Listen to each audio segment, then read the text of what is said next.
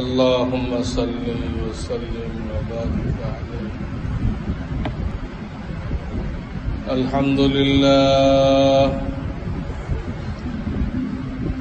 الحمد لله وكفى وسلام على عباده الذين اصطفى. أما بعد، فأعوذ بالله من الشيطان الرجيم. بسم الله الرحمن الرحيم.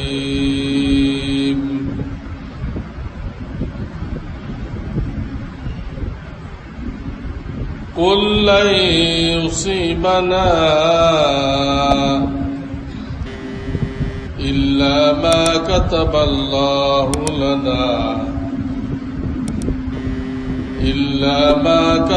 الله لنا هو مولانا.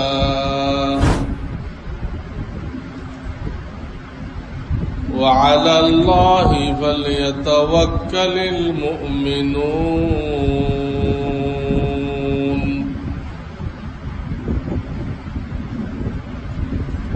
وقال تعالى: أولا يرون أنهم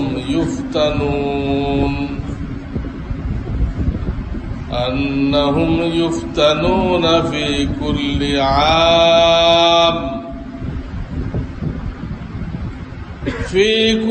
عام مرة أو مرتين ثم لا يتوبون ولا هم يذكرون.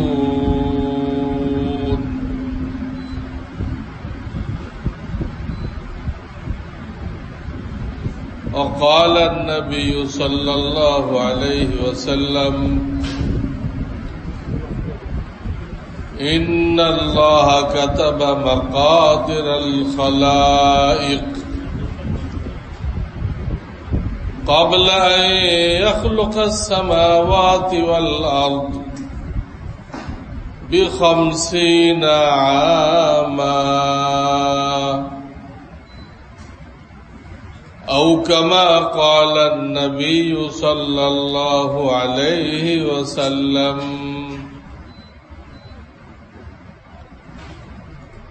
बुजुर्गान मोहतरम, আল্লাহ রাব্বুল আলামিন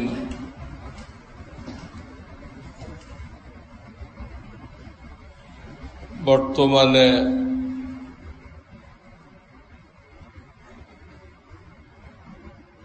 একটা ভাইরাস দিছেন।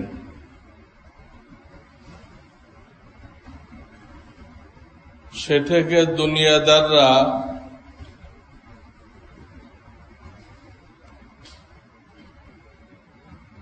আল্লাহকে যা ভয় করে তার চেয়ে বেশি ভয় করতেছে। দুনিয়াদার কাফের এটাকে খুব ভয় পেতেছে। মুসলমানদের এটা নিয়ে কোনো টেনশন নেই, টেনশন ফ্রি।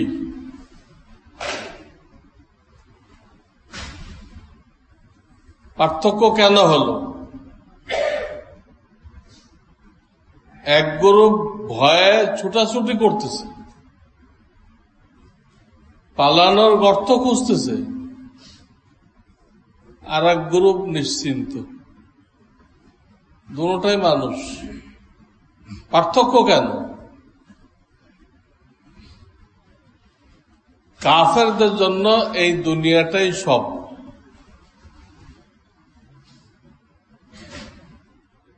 দুনিয়ার পরে তাদের আর কিছু নেই। যা কিছু ভোগ করার, ফুর্তি করার, আনন্দ করার, এই দুনিয়াতে কদিন হায়াত আছে। তার তো নাস্তিক, নামকে অবস্থায় ইহুদ নাসারা, বাস্তবে সব নাস্তিক। পরকাল বিশ্বাস করে না। তারা মনে করে পরকাল বলতে কিছুই নেই, মৌলবীদের বানানো কথা তারা মনে করে। দুনিয়ায় যখন সব এখন যখন দেখে তার সেই দুনিয়ার জিন্দেগির উপরে ঝুঁকি আসতেছে, তখন সে পরেশান হয়ে যায়, চোখে অন্ধকার দেখে, কোন দিক দেখব, মৃত্যু থেকে কিভাবে ভাগা যায়, কিভাবে নিজেকে বাঁচানো যায়, নানান পথ খোঁজে, নানান পথ খুঁজতে থাকে মৃত্যু থেকে বাঁচার জন্য।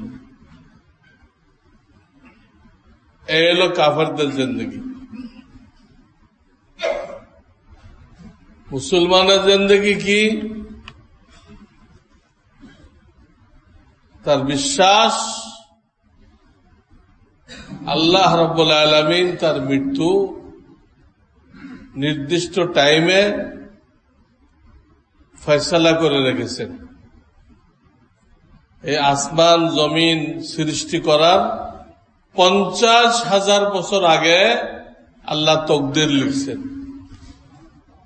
আসমান জমিন সৃষ্টি করার 50,000 বছর আগে প্রত্যেকের তকদির, তার কত হায়াত, তার জীবনে কি কি ঘটবে, কি কি নেয়ামত পাবে, কি কি মুসিবত আসবে, তার কোন টাইমে মৃত্যু হবে, কোন এলাকায় মৃত্যু হবে, কিভাবে মৃত্যু হবে, ডিটেলস লেখা। আসমান জমিন তৈরির 50,000 বছর পূর্বে আল্লাহ লিখে রাখছে। এর মধ্যে কোনো পরিবর্তন হবে না। তকদিরের মধ্যে কোনো পরিবর্তন হবে না। মুসলমান এটা বিশ্বাস করে, আমার কি হবে এটা তো আল্লাহ তাআলা লিখিয়ে রাখছে, কিন্তু আমার কোন ভাইরাস নিয়ে চিন্তা করার দরকার নেই। যেটাই হোক আল্লাহ লিখে রাখছেন এবং সেটাই হবে, সেটাই হবে। কাজে এই ভাইরাসে আক্রান্ত হয়ে আমি 10 বছর আগে মরে যাব এমন কোন সম্ভাবনা নেই। আমার মৃত্যু নির্দিষ্ট মিনিটে, নির্দিষ্ট সেকেন্ডে হবে। কোন ভাইরাস থাকুক আর না থাকুক এগুলো কোনো ব্যাপার না, সব আল্লাহর হাতে। এর জন্য আমি একটা আয়াত পড়ছি সূরা তওবা 51 নম্বর আয়াত। সূরা এই আয়াতে আল্লাহ তাআলা বলতেছেন, কুল, হে আমার নবী আপনি ঘোষণা করে দেন। কি ঘোষণা?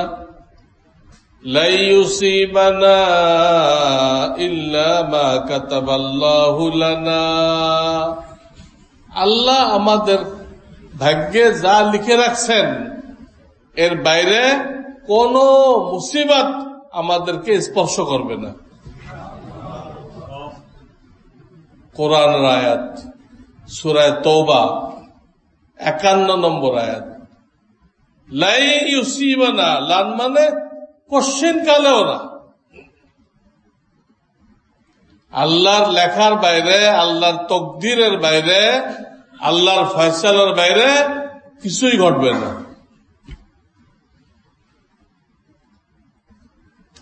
হুয়া মাওলানা, দ্বিতীয় অংশে বলতেছে তোমরা বিশ্বাস রাখো আল্লাহ তোমাদের পরম বন্ধু। কাজে তোমার জন্য, তুমি মুসলমান, তুমি মুমিন, তোমার জন্য ক্ষতিকর কিছু তিনি লিখবেন না।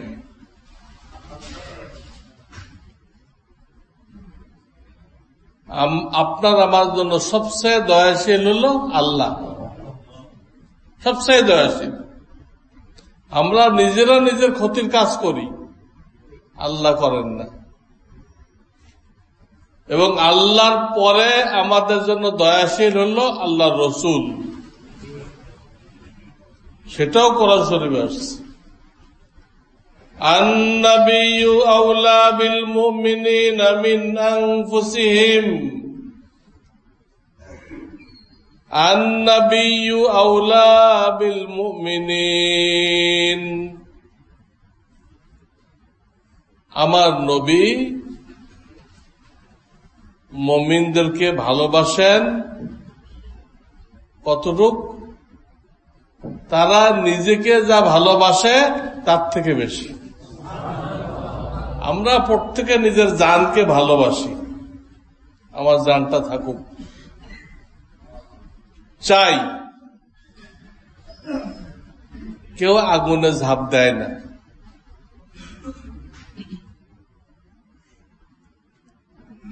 জায়েজও নেই আগুনে ঝাঁপ দেওয়া, বাঘের মুখে হাত দেওয়া, এগুলো নিষেধ। এক আয়াতে বলা হয়েছে ওয়ালা তুলকু বিআইদিকুম ইলা তাহলুকা, তুমি নিজেকে ধ্বংসের দিকে নিয়ে যেও না। যে কাজে তোমার ক্ষতি হবে তুমি ইচ্ছা করে সেই কাজের দিকে যেও না। জানেন যে 10 তলাতে লাফ দিলে আমি মরব, আপনি 10 তলাতে লাফ দিবেন না, এই আয়াতে নিষেধ। ওয়ালা তুলকু বিআইদিকুম ইলা তাহলুকা। তো আপনি আমি নিজেকে যা ভালোবাসি তার থেকে রসুল বেশি ভালোবাসে। আপনি আমি নিজেকে যা ভালোবাসি তার থেকে আল্লাহ আপনাকে আমাকে বেশি ভালোবাসে। এইরকম বন্ধু থাকতে তিনি পুরা দুনিয়ার মালিক, যার হুকুম ছাড়া গাছের পাতা পড়ে না, সমস্ত ক্ষমতার মালিক, সব কিছু তার হাতের মুঠার মধ্যে, সবাই তার মুখাপেক্ষী, তিনি কারোর মুখাপেক্ষী নন। তিনি এত বড় আসমান জমিনকে কোন এই 1.5 অক্ষর দিয়ে বানাইছেন। কোন পুরা অক্ষর, কাপটা পুরা অক্ষর, নুন সাকিন এটা অর্ধেক অক্ষর, 1.5 অক্ষর দিয়ে এই 7 আসমান 7 জমিন তিনি বানাইছেন। তিনি কোরআনে আপনাকে বলে দিচ্ছেন, তুমি যখন কালেমা পড়ছো লা ইলাহা ইল্লাল্লাহু মুহাম্মাদুর রাসূলুল্লাহ পড়েছ, তো আমি তোমার মাওলা, হুয়া মাওলানা ওয়া আলাল্লাহি ফালইয়াতাওয়াক্কালিল মুমিনুন। আর তুমি তোমার মুমিন, আমার উপর ঈমান আনছো, তোমার কর্তব্য একমাত্র আমার উপরে ভরসা করা, আমার উপরে তাওয়াক্কুল করা, আমার উপরে নির্ভর করা, আমার উপরে ছেড়ে দেওয়া, অন্য কোনো চিন্তা না করা, অন্য কোথাও দৌড়দৌড়ি না করা।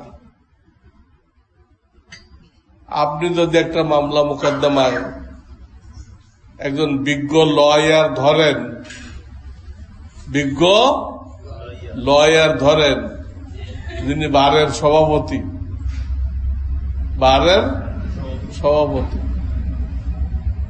তা আপনি আর কারো কাছে দৌড়ান না নিশ্চিন্ত হয়ে দেন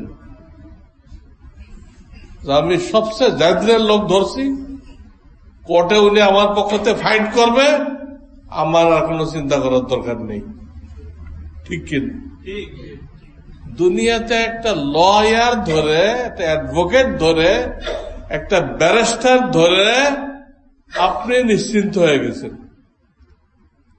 ওই ব্যারিস্টার থেকে 1000 গুণ শক্তিশালী, আপনার জন্য মহব্বতকারী আল্লাহ আপনার পক্ষে আছেন। আপনার যা করার দরকার তাই তিনি করবেন, তাহলে আপনার পেরেশান হওয়ার দরকার কি? কোন দরকার আছে যে পেরেশান হয়ে কাবা শরীফ বন্ধ করে দিতে হবে, পরেশান হয়ে সমস্ত মাদ্রাসা বন্ধ করে দিতে হবে, পরেশান হয়ে সমস্ত মসজিদ বন্ধ করে দিতে হবে। এগুলো করার দরকার আছে নাকি ওই মাওলার কাছে বেশি বেশি দোয়া করার দরকার? যা কিছু বলার দরকার, মুসলমানরা দলবদ্ধ ভাবে, একাকী দোয়ার থেকে দলবদ্ধ দোয়া বেশি কবুল হয়। তো দলবদ্ধ ভাবে করতে গেলে বাইতুল্লাহ খোলা থাকতে হবে না, মসজিদ খোলা থাকতে হবে না? কিন্তু আজকে আরব বিশ্বকে কন্ট্রোল করতেছে ইহুদরা কন্ট্রোল করতেছে। তারা এই করোনা ভাইরাসের অজুহাত দেখায় বাইতুল্লাহ তওয়াফ বন্ধ করতেছে, সমস্ত মসজিদগুলো তালা লাগাই দিচ্ছে। আর মুসলমানরা অন্ধের মতো তাদের গোলামি করতেছে, ইহুদিদের গোলামি করতেছে। তারা তো তালি বাজাই দিচ্ছে, এই ভাইরাস দিয়ে আমরা মুসলমানদেরকে আল্লাহ থেকে বিচ্ছিন্ন করতে পারছি, বাইতুল্লাহ তওয়াফ থেকে বিচ্ছিন্ন করতে পারছি। বাইতুল্লাহ তওয়াফ কিন্তু চালু আছে, দেখবেন কবুতর ঘুরতেছে। আমার ধারণা কবুতর তো না, ফেরেশতা। আল্লাহ তার ঘরের তওয়াফ চালু রাখছেন, কিন্তু আমরা তো ইহুদিদের বুদ্ধি শুনে এদেরকে বন্ধু বানায় আমরা মাহরুম হইতেছি। আমাদের দেশে এখনো মসজিদ বন্ধ করা হয় নাই কেন? মাদ্রাসা তো সব বন্ধ করা হয়ে গেছে, সব বন্ধ করা হয়ে গেছে। যারা বন্ধ করতে দেরি করছে, পুলিশরা যায় খুব হেনস্থা করছে।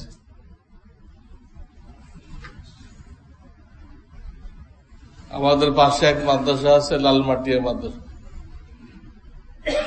খুব দুরবস্থা করছে সেখানে। অথচ তারা বন্ধ দিচ্ছে, পর্যায়ক্রমে বিদায় করতেছে, এটুকু সুযোগ দিচ্ছে না। কিন্তু এরপরও ইহুদিরা খুশি হতে পারে না। তোমাদের মসজিদ এখনো খোলা কেন? তোমাদের হেডকোয়ার্টার যখন বন্ধ, তো ওইটা অনুসরণ করে তোমাদের ব্রাঞ্চ গুলো বন্ধ করতেছ না কেন? আমাদের মসজিদ কেন খোলা? এই জন্য ইহুদিরা আমাদের উপরে এখনো খুশি হইতে পারে নাই। তাদের উদ্দেশ্য আমাদের মাওলা থেকে আমাদেরকে বিচ্ছিন্ন করা, এবং সেই ষড়যন্ত্রে তারা কামিয়াব হয়ে গেছে। আপনাদের ঘরে তাফসির আছে, এই আয়াতের তাফসির দেখেন, সূরা তওবা 51 নম্বর আয়াত।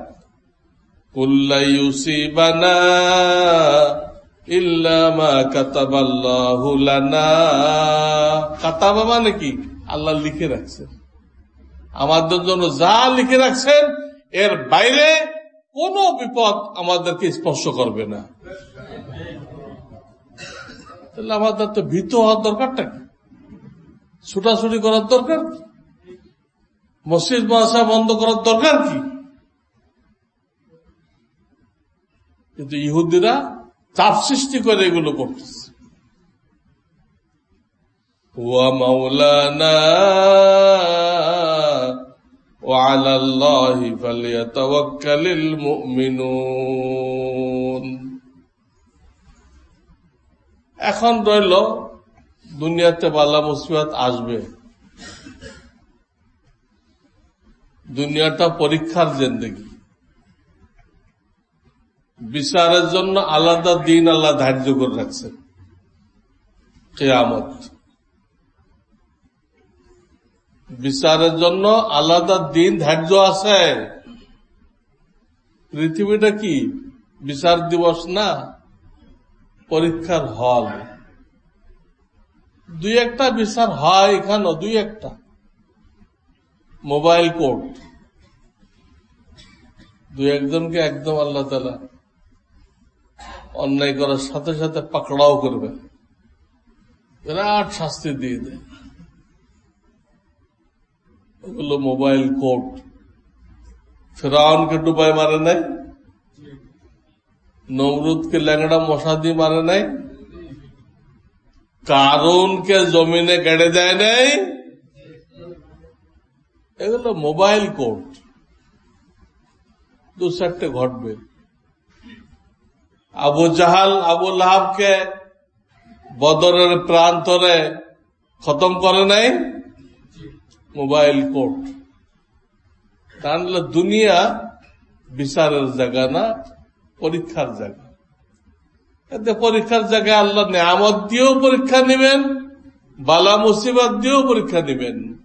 وَبَلَوْنَاهُمْ بِالْحَسَنَاتِ وَالسَّيِّئَاتِ কোরআন শরীফে আছে, وَبَلَوْنَاهُمْ بِالْحَسَنَاتِ وَالسَّيِّئَاتِ। আমি নিয়ামত দিয়েও পরীক্ষা করব, মুসিবত দিয়েও পরীক্ষা করব। যত মুমিনের কোন মুসিবত নেই, আমি আগেই বলছি, গত জুমায় বলছি, মুমিনের কোন মুসিবত নেই।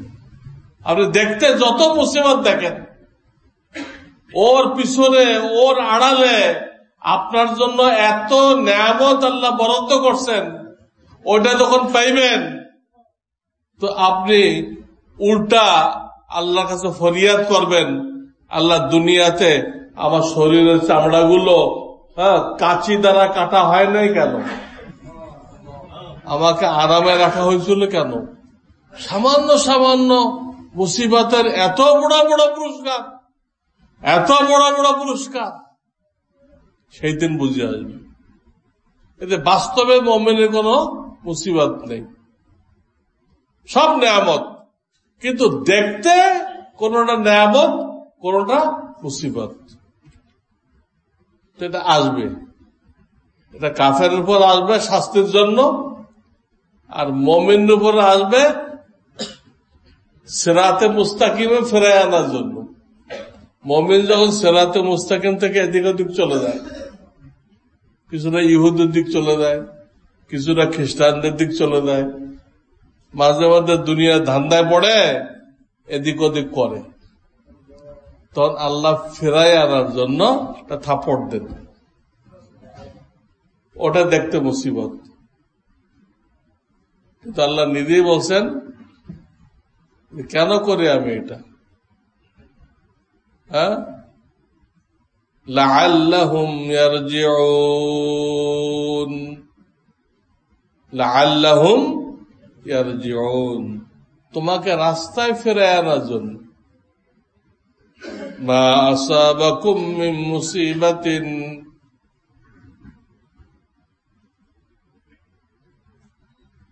ইল্লা বিমা কাসাবাত আইদিকুম লিয়ুযীকাহুম বা'দাল্লাযী আমিলু লাআল্লাহুম ইয়ারজিউন। ফিরে আনার জন্য, অন্য কোন উদ্দেশ্য না। মুসিবত আসে দূরে সরানোর জন্য না, মুসিবত আসে আল্লাহর দিকে ফিরে আনার জন্য।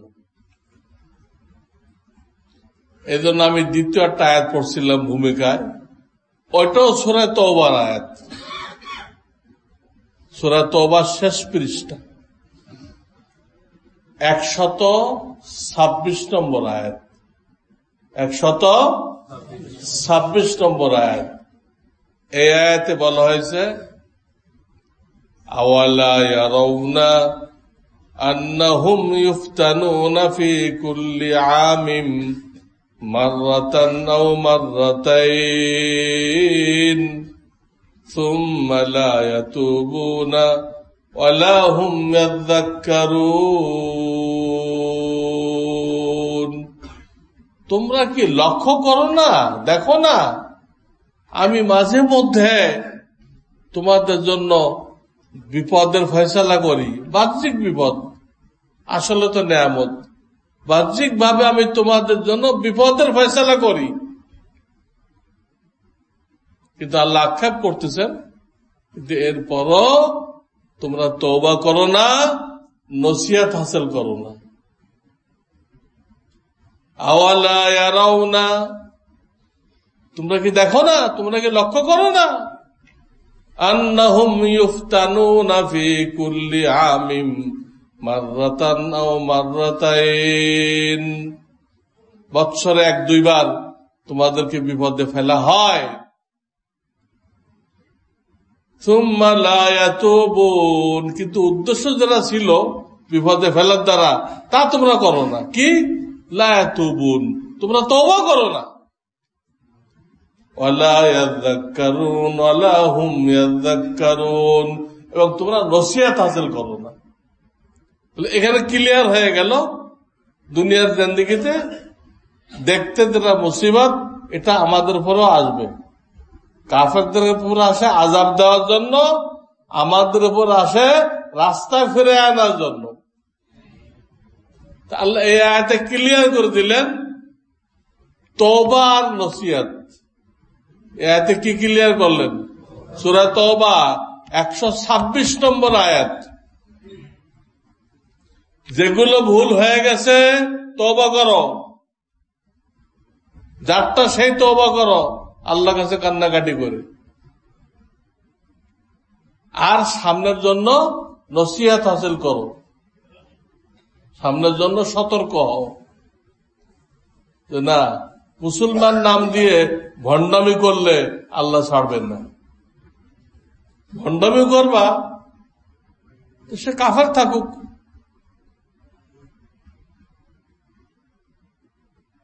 কাফেরদের দুনিয়াতে ওইরকম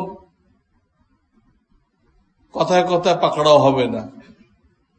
কাফেরদের ব্যাপারে বলা হয়েছে দুনিয়া তাদের জন্য জান্নাত, দুনিয়া তাদের জন্য কি? কাফের উল্টা পাল্টা করলে আল্লাহ খেয়ালই করেন। কিন্তু আপনি কালেমা পড়ে মুসলমান হইবেন আর কাম করবেন আল্লাহ দুশ্মনের মতো, না নামাজের খবর, না ইমানের খবর, হ্যাঁ, না হালাল হারামের খবর, না চেহারার মধ্যে দাড়ির খবর, না টাকনোর উপরে কাপড়ের খবর, কিচ্ছু নেই। হ্যাঁ, কাফেররা তা করতেছে, মুসলমানরাও তাই করতেছে। মুসলমানরা যা, কাফেররা যা করতেছে মুসলমানরা তাই করতেছে। কাফেররা হালাল হারাম বাঁচে না, এরাও বাঁচে না। কাফেররা টাকনোর নিচে পড়ে, এরাও পড়ে। কাফেররা দাড়ি রাখে না, এরাও রাখে না, মুসলমানরাও রাখে না। সব ব্যাপারে ওদের অনুসরণ করা হইতেছে। ওরা একটা সিলেবাস সারা দুনিয়ায় চালু করছে। এই সিলেবাস দিয়ে ওরা এইরকম মন মগজ তৈরি করতেছে যে আমরাই বিশ্বের মধ্যে শ্রেষ্ঠ জাতি, তোমরা যত আমাদেরকে ফলো করবা তত উন্নতি লাভ করবা। এই ধ্যান ধারণা দিতে তারা সমর্থ হয়েছে। কিন্তু মুসলমানের উন্নতি কি কাফেরদের অনুসরণের মধ্যে না আল্লাহ রসুলের অনুসরণের মধ্যে?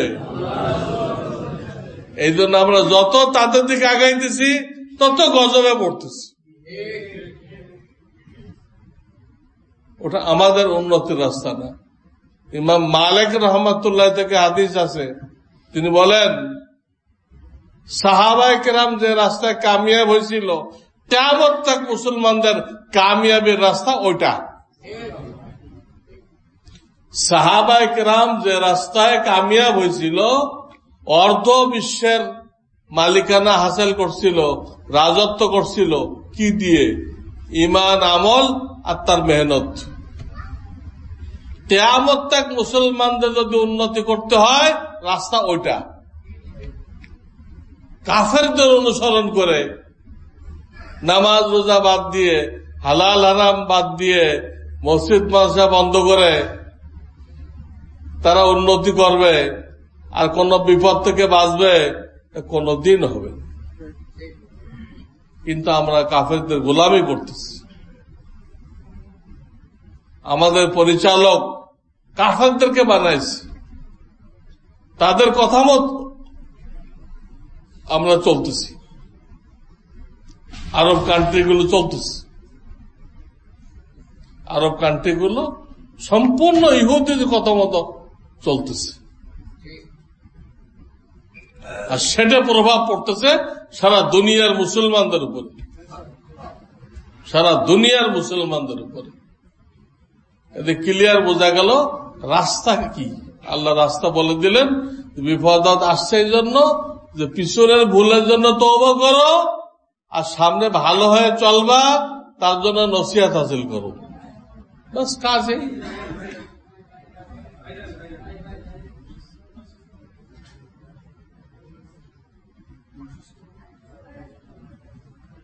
কাজেই আমাদেরকে এই আয়াত থেকে নসিহত হাসিল করতে হবে। আমাদের যা করণীয় বর্জনীয় আল্লাহ সব ক্লিয়ার বলে দিছে, কোরআনে পাকের মধ্যে সব বলে দিছে। শুধু জানা দরকার আর মানা দরকার। তাহলে আমাদের কোনো টেনশন করার দরকার নেই, আমাদের কোনো টেনশন করার দরকার নেই। তো কি আমল করতে হবে? আমি গতবার বলছি, তকদিরে বিশ্বাস, আল্লাহর ফয়সালা ছাড়া কিছুই হবে না। আর যদি আমি আক্রান্ত হই, আল্লাহ সুস্থ করে দিবেন। আর যদি আল্লাহ আমাকে নিয়ে যায়, তো আমাকে শহীদের মর্তবা দান করবেন। আমার জিন্দেগির কোনো হিসাব নিবেন না, বিনা হিসাবে জান্নাতে পৌঁছাই দিবেন। কি পেরেছেননি? জিন্দেগি তো শেষ হবেই, যদি আল্লাহ এটার দ্বারা শেষ করে, ঠিক আছে, তাহলে এর মধ্যে আমার মঙ্গল। আমি ঘাবড়াইতেছি কেন? মৌত কি জিনিস? মৌত তো আল্লাহর সাথে সাক্ষাতের একটা ব্রিজ, সেতু বন্ধন। তুমি যে আল্লাহর জন্য ইবাদত বন্দেগী করলে, ওই আল্লাহ একসময় তোমাকে ডাক দিবে, তুমি আসো, আসে তুমি আমার জন্য যা কষ্ট করছো এর বিনিময়টা বুঝে নাও, এই জন্য ডাক দিবে। ডাক দিলে আপনি পালাবেন? তাহলে এতদিন ইবাদত করলেন কেন? আপনি সারা জীবন কষ্ট করলেন, হালাল হারাম বেশি চললেন, হ্যাঁ, ডাল রুটি খাইলেন, হারাম পথে গেলেন না, কষ্ট করে 5 ওয়াক্ত জামাতের সাথে নামাজ পড়লেন। সেই আল্লাহ একসময় আপনাকে ডাক দিছে, এবার তুমি আমার কাছে আসো। যাইতে গেলে একটা ব্রিজ পার হইতে হবে, ওই ব্রিজটার নাম কি? মৌত। ঘাবড়ানোর কি হলো? আল্লাহ ডাকছে পুরস্কার নেওয়ার জন্য। পুরস্কার কে না নিতে চায়? পুরস্কার নেওয়ার জন্যই তো আমরা কষ্ট করতেছি। প্রত্যেকের কাজ আছে, কাজ বাদ দিয়ে মসজিদে কেন আসছি? যে আল্লাহ থেকে নিব। কেন আসছি? আল্লাহ থেকে নিব। আল্লাহ যখন ডাক দেবে যে নাও, তোমার নেওয়ার টাইম হয়ে গেছে, তখন কি আমি খুশি খুশি যাব না মন মরা হয়ে যাব? মানুষ মৌতের হাকিকাত জানে না। মৌতকে তো হাদিয়া বলা হয়েছে, মুমিনের জন্য হাদিয়া, তোহফা, ব্রিজ। এটা ঘাবড়ানোর কিছু না, আল্লাহর সাথে সাক্ষাৎ করার মাধ্যম। তো আমি বলছিলাম তকদিরে বিশ্বাস, পরিষ্কার পরিচ্ছন্নতা, আর কি বলছিলাম? দোয়া। এই দোয়াটা পড়ব, আল্লাহুম্মা ইন্নী আউযু বিকা মিনাল বারাসি ওয়াল জুনুনি ওয়াল জুযামি ওয়াস সাইয়্যিল আসকাম। আর মসজিদগুলোতে ঈশান নামাজের পরে নবীদের যে জীবনীর কিতাব আছে, জীবনী আরবিতে বলে সিরাত, এই সিরাতের কিতাব থেকে কয়েক মিনিট তালিম হবে। পিছনে জিন্দেগিতে দেখা গেছে, যখনই বালা মুসিবত ছড়াই গেছে, এই সিরাতের কিতাবে তালিম করলে আল্লাহ বালা মুসিবত হটাই দেয়।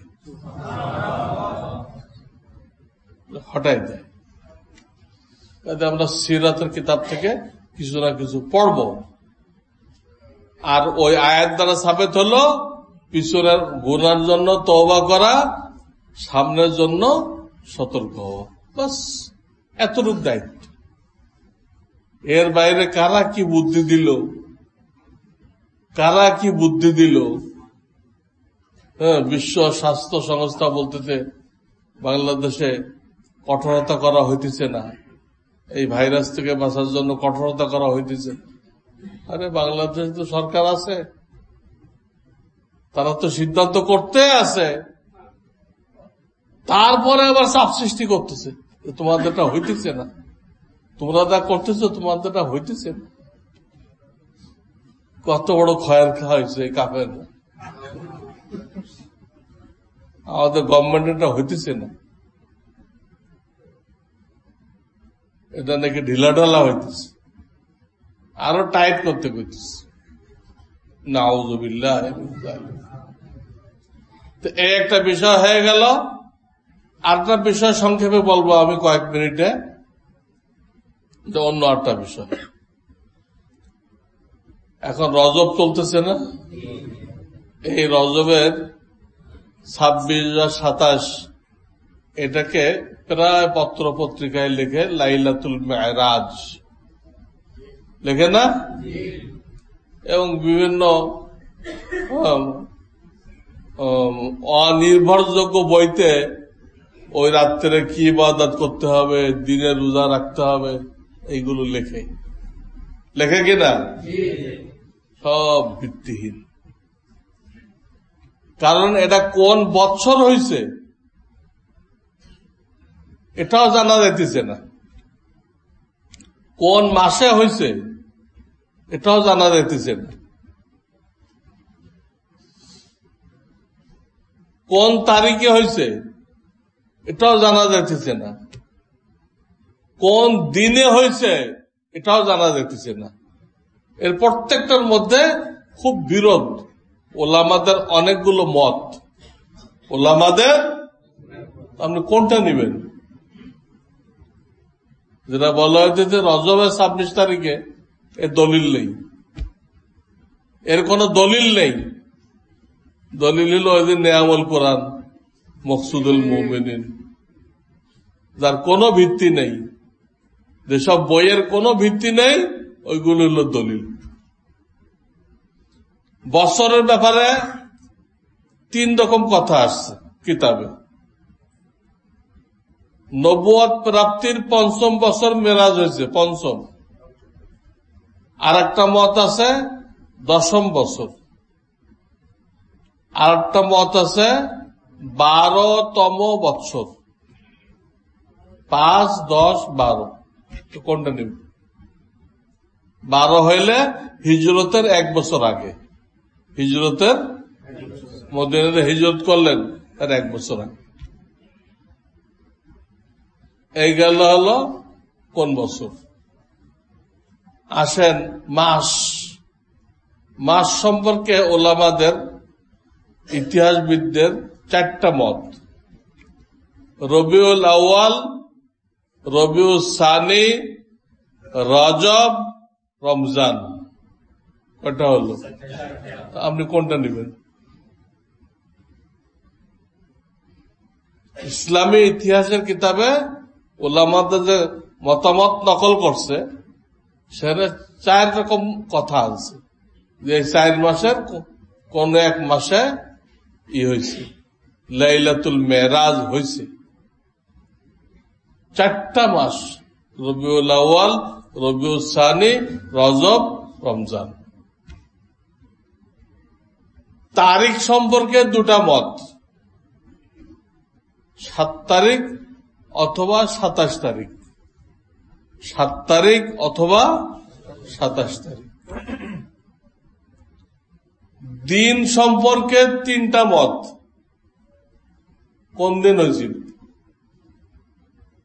একটা মত হলো শুক্রবার, আরেকটা মত হলো শনিবার, আর একটা মত হলো সোমবার।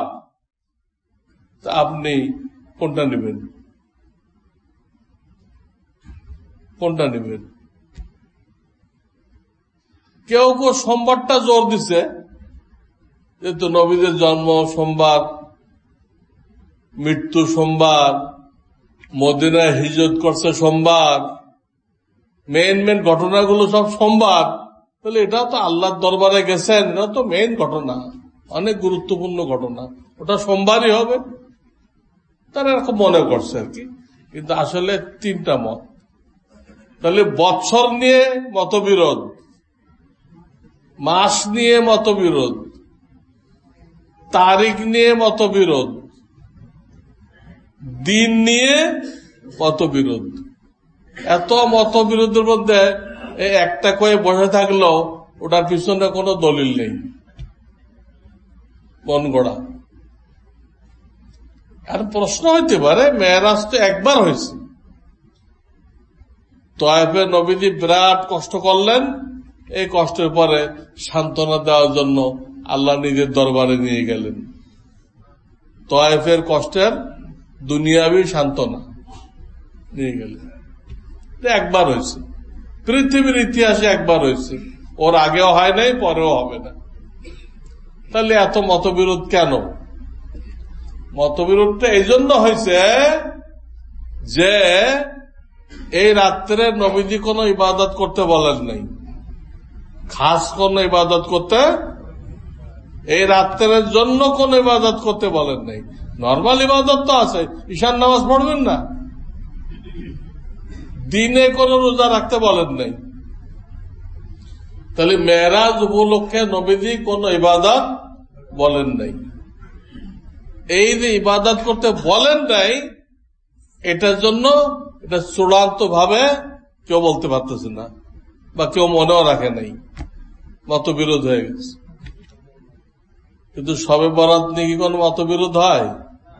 কিন্তু শবে বরাতের রাত্রে ইবাদত করার কথা আছে, এবং দিনে, পরের দিন দিনে রোজা রাখার কোনো মতবিরোধ নেই। এটা 14 শাবান রাত্রে শবে বরাত, দিনে, দিনে মানে 15 তারিখ রোজা, এটা কোনো মতবিরোধ নেই। ইসলামের ইতিহাসে দ্বিতীয় কোনো কথা নেই, যেহেতু এখানে হুজুর ইবাদত দিচ্ছেন, ইবাদত দেওয়ার কারণে এটা চূড়ান্ত হয়ে আছে। মেরাজে কোন ইবাদত দেন নাই, এই জন্য এটা চরম মতবিরোধ। একটার উপর জোর দেওয়া যার পিছনে কোনো দলিল নেই, এটা বুদ্ধিমানের কাজ না। তবে মেরাজের শিক্ষা আছে। মেরাজের শিক্ষা হলো এই, নবীজি আল্লাহর দরবারে গেলেন, সালাম পেশ করলেন, আত-তাহিয়াতু লিল্লাহি ওয়াস-সালাওয়াতু ওয়াত-তাইয়্যিবাত, এলো সালাম। আল্লাহ সে সালামে জবাব দিলেন, আসসালামু আলাইকা আইয়ুহান নাবিয়্যু ওয়া রাহমাতুল্লাহি ওয়া বারাকাতুহু। আল্লাহ সালামে জবাব দিলেন, আল্লাহর পক্ষ থেকে রহমত বরকত। তখন নবীজি আবার তাড়াতাড়ি করে উম্মতকে সামিল করলেন, আল্লাহ রহমত আমারে দিচ্ছ, আমার উম্মতকে দাও। আসসালামু আলাইনা ওয়া আলা ইবাদিল্লাহিস সালিহিন। এই তো মেরাজের সালাম, এগুলো এটা আমরা নামাজে পড়ি। এই জন্য নামাজকে বলা হচ্ছে আসসালাতু মেরাজুল মুমিনিন, নামাজ মুমিনের মেরাজ। কেন? ওই যে সালাম কালাম হয়েছে, সব আত্মীয়তার মধ্যে আছে। এই সাক্ষাতের পরে আল্লাহ তাআলা 3টা জিনিস হাদিয়া দিলেন। কয়টা? আমাদের জন্য, এই উম্মতের জন্য 3টা জিনিস হাদিয়া দিলেন। একটা কথা বললেন, হে আমার রসুল, তোমার কোন উম্মত যদি শিরক মুক্ত ঈমান আনতে পারে, শিরক মুক্ত, ওই মাজারওয়ালা না, শিরক মুক্ত ঈমান আনতে পারে, আমি তাকে জান্নাত দিবই। যত গুনাহগার থাকুক আমি পাক সাফ করে দিব, কিন্তু জান্নাত তাকে দিব। তোমার কোন উম্মত যদি শিরক মুক্ত ঈমান নিয়ে আমার কাছে আসতে পারে, সে জান্নাতে যাবেই। 2 নম্বর হাদিয়া আল্লাহ দিলেন, এই আমরা যে 5 ওয়াক্ত নামাজ পড়ি, প্রথম 50 ছিল, পরে নবীজির দোয়াতে কত হয়েছে? 5। কিন্তু আল্লাহ এটা বলে দিলেন, ঠিক আছে 5, 5 ওয়াক্ত পড়ুক, কিন্তু আপনার উম্মতের জন্য আমি একটা জিনিস রাখছি, তারা যে কোনো নেক কাজ করবে আমি সেটা কমপক্ষে 10 গুণ বাড়াবো। কাজেই ওই 5 ওয়াক্ত পড়বে আর আমি সব লিখবো 50 ওয়াক্ত। কিন্তু আমি যে 50 দিয়েছিলাম ওটাও ঠিক থাকবে। আপনার অনুরোধে কমাই দিলাম, কিন্তু আমারটাও কি করলাম, ঠিক রাখলাম। এটাও মেরাজের হাদিয়া উম্মতের জন্য। 3 নম্বর সূরা বাকারার শেষ রুকু। সূরা বাকারা তখনও নাজেল হয় নাই। সূরা বাকারা তো মদিনায় নাজেল হয়েছে, আর মেরাজ কোথায় হয়েছে? মক্কায়। কাজেই এই শেষ রুকু নাজেল হয় নাই। ওই শেষ রুকুটা নবীকে দেওয়া হলো, আমানা রাসূল বিমা উনজিলা ইলাইহি মির রাব্বিহি ওয়াল মুমিনুন, এখান থেকে নিয়ে ফানসুরনা আলাল কওমিল কাফিরিন এই পর্যন্ত এটাও দেওয়া হলো। দিয়ে বলা হলো, তোমার কোন উম্মত যদি রাত্রে শোয়ার সময় এই 1 রুকু তেলাওয়াত করে, আমি পুরা রাত সমস্ত বালা মুসিবত থেকে তাকে হেফাজত করব। এবং কোন কারণে যদি সে তাহাজ্জুদ পড়তে না পারে, আমি তাকে তাহাজ্জুদ পড়নেওয়ালাদের কাতারে নাম লিখব। এই 1 রুকু যদি শোয়ার সময় কেউ তেলাওয়াত করে, তাহলে কটা জিনিস হলো? এই 3টা হলো মেরাজের হাদিয়া। এই জন্য দিনের লাইনে যে কেউ বাড়তে চায় তাকে প্রথম এই 3টা করতে হবে, তারপর বাকিগুলো। দাওয়াতের লাইনে মেহনত করে ইমানকে শিরক মুক্ত করতে হবে। যারা নামাজের প্রশিক্ষণ দেয় তাদের কাছে নামাজ শুদ্ধ করতে হবে। আর যারা নুরানি পদ্ধতিতে শর্ট টাইমে কোরআন শিখাই দেয় তাদের কাছ থেকে কোরআনটা সহি করে নিতে হবে। এই 3টা কাজ বুনিয়াদী ভাবে আপনাকে করতেই হবে। এই 3টে কাজ করার পরে আপনি অন্য কাজ ধরেন। ফাউন্ডেশন এই 3টা: ইমান, নামাজ, কোরআন। এই 3টা হলো দ্বীনের কাজের ফাউন্ডেশন। এটা হলো মেরাজের হাদিয়া। কাজেই মেরাজের কোন ইবাদত নেই, কিন্তু মেরাজের হাদিয়া আছে, মেরাজের শিক্ষা আছে, সেটা আমরা গ্রহণ করি। আল্লাহ তাআলা আমাদেরকে আমল করার তৌফিক দান করেন। ওয়া আখিরু দাওয়ানা আনিল হামদুলিল্লাহি রাব্বিল আলামিন।